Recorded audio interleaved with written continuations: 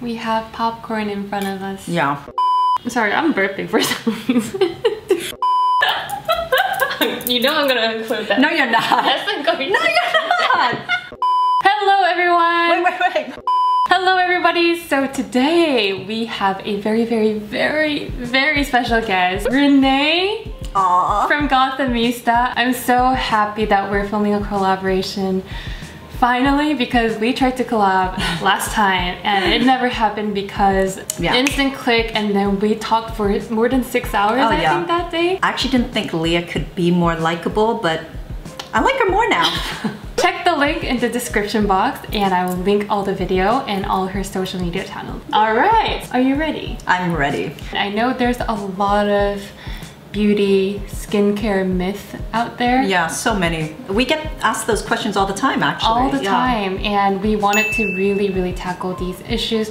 Not issues, but like the beauty myths. A very interesting topic. Okay. Natural skincare is better. We were having a very hard time. We were, yeah. Defining what natural skincare is. Is it like free of preservatives, or is it free of any synthetic ingredients? Water even is technically chemical. Everything, fruit and vegetable roots, extracts, they're all chemical. A lot of times there's this idea that if it's natural, it's better for your skin. In fact, for sensitive skin, some of the best products out there are made of ingredients that mimic what already is in our own skin. It's synthetic for sure, but your skin recognizes as one of your skin ingredients.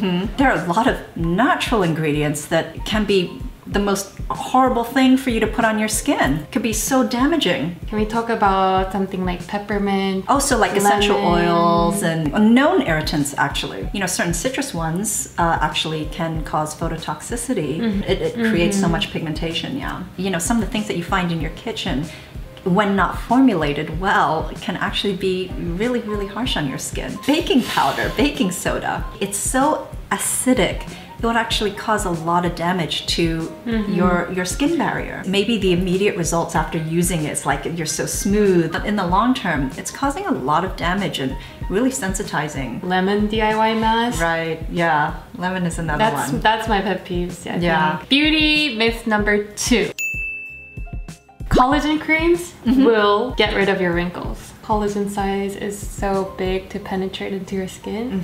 They would put it on the label because everyone believes collagen, it has like instant equation of like skin collagen.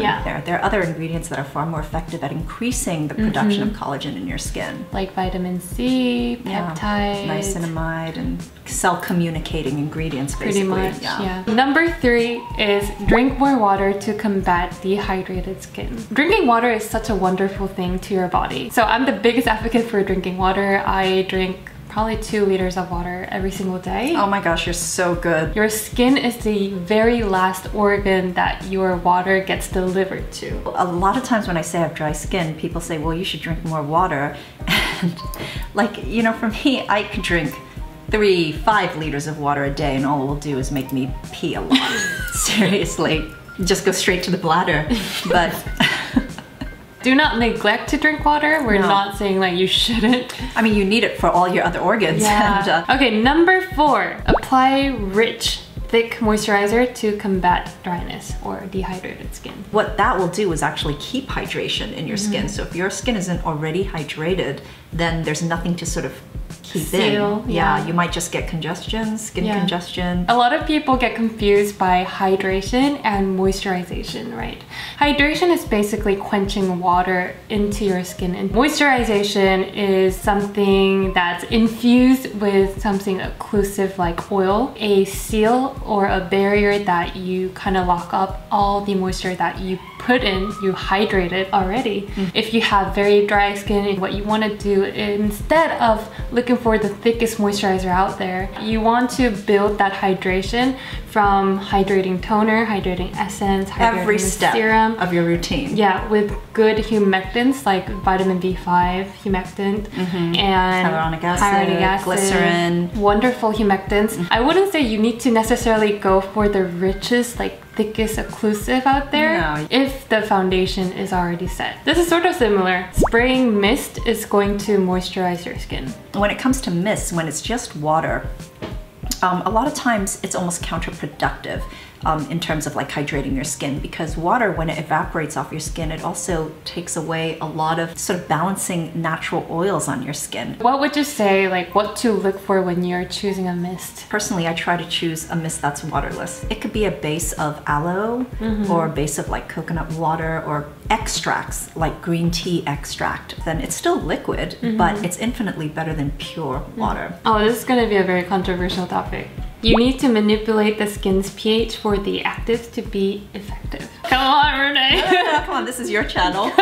A lot of active ingredients work in certain pH level. Vitamin C, L-ascorbic acid is really pH sensitive. AHAs or any chemical exfoliants, any kinds of active ingredients have a certain level of pH level. They work the best. A lot of people, what they do is they actually bring down their skin's pH with like pH balancing toner. The skincare product that contains the active ingredients, if it's formulated with the correct pH level already, once you apply it, it will be effective. Right, it'll work. Yeah, it is going to work. I feel like we're getting to a point where sometimes it's almost like you need to be a chemist or a chemistry major to just know how to do a skincare routine. Yeah, that's so true. Seriously, I don't like things to be very complicated. A lot of skincare companies would already have their own skincare regime to include that active serum or active ingredient in your skincare regime. And I don't think a lot of skincare companies already come up with suggesting you to use a pH balancing toner to use their vitamin C serums. Not everyone can actually manipulate the pH level correctly, to be honest too. So that was our 2 cents, 2 cents, 2 cents.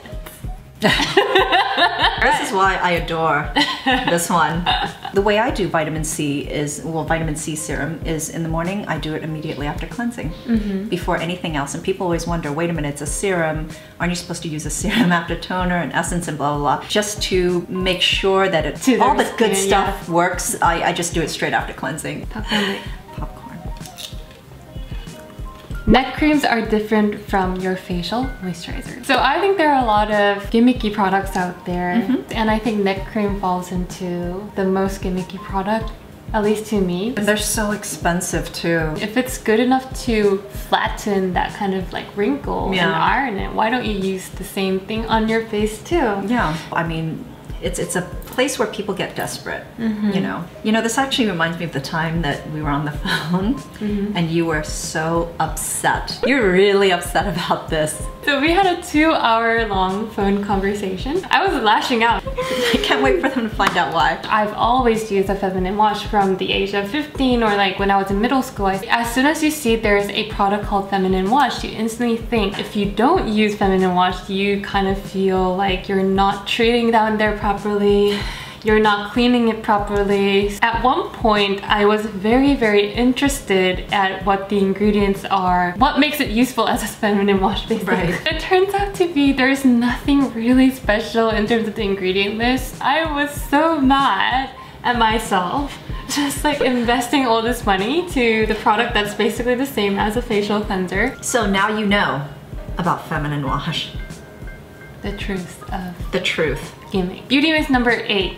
You can use your face cream on your eyes. If it's a product that has been tested specifically for the eye area, then sure, by all means do it. Eye around here is very different. Very sensitive. It's very sensitive. Thin. It's thin. It's very thin, other than our lips. Plus, it's next to this organ, this very, very important organ. Whatever you put around this area will naturally migrate to this anyway. So, whatever you're using doesn't have ingredients that will, really irritate your skin there. But I think the main issue is this. Most facial products have not been tested for the eye area because that's actually a very costly. It's a very costly process, yeah. And also, since your eye area is the thinnest skin, all the ingredients can actually penetrate deeper. That's why it's so important to use a specific cream that is designed to use around your eye area. A lot of your facial moisturizers might have a lot of sensitizing ingredients, including fragrance. Yeah, fragrance, alcohol. Alcohol even, yeah, so you don't really want to penetrate that deep into your organ system. When you look at the ingredient, it might look like it's the same as your facial moisturizer because they can't really, clarify the molecular weight is different or much smaller in the ingredient list. However, it's supposed to be different. Beauty myth number 9.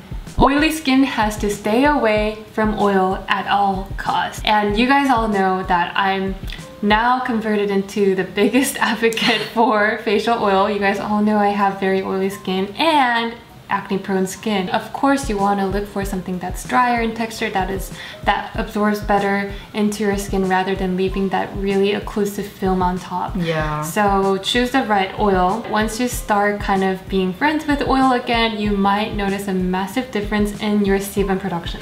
Yeah. That's the biggest difference that I saw. Yeah, or the kind of sebum that you're producing, right? Yeah, so it's less waxier. it's the less of the ones that congest and turn into blackheads. We have our very last beauty myth we wanted to discuss. Doo-doo. Cleansing water doesn't need to be washed off. Cleansing waters, the reason why they work is because they do have like a very low level of surfactants in them. Of course. They're still surfactants though, cleaning agents. Yeah, detergents basically. I always rinse it off. What detergents can actually do when it's remained in your skin, it can really dry the hell out of your skin. Yeah.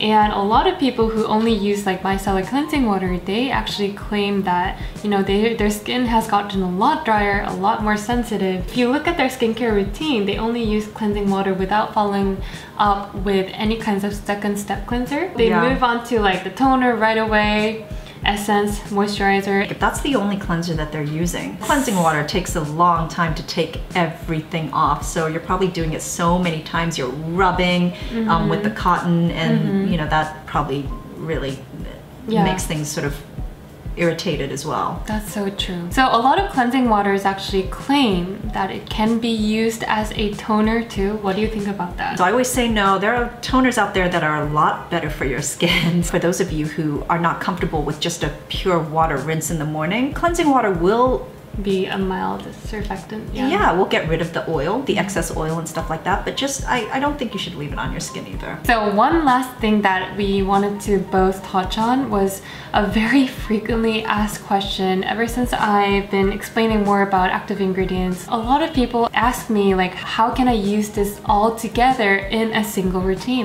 Sequence. Is that you need to be very cautious about it because there are certain active ingredients that can counteract each ingredient's efficacy, but more than that, it can actually irritate or over irritate your skin when used together. You guys are fairly young, so you don't need a lot of active ingredients in your routine, first of all. And if you're sticking to active ingredients, just stick to one active ingredient at a time. Yeah, I definitely have heard so many disaster stories about using vitamin C and AHA. And especially if you're on retinol or any kinds of vitamin A derivative, I don't think you should even bother to try any other active ingredients. Be cautious when you're playing with active. That's our advice, I think. Yeah. I think that is it, guys. Can we do another 20 of these? Keep the conversation going. We would love to hear your ideas. Yeah, I'd love to see some more of your questions too. If you have other myths or things that you're curious about that you've heard but you're not too sure. Thank you guys so much for watching. If you haven't joined the Pom Pom fam already,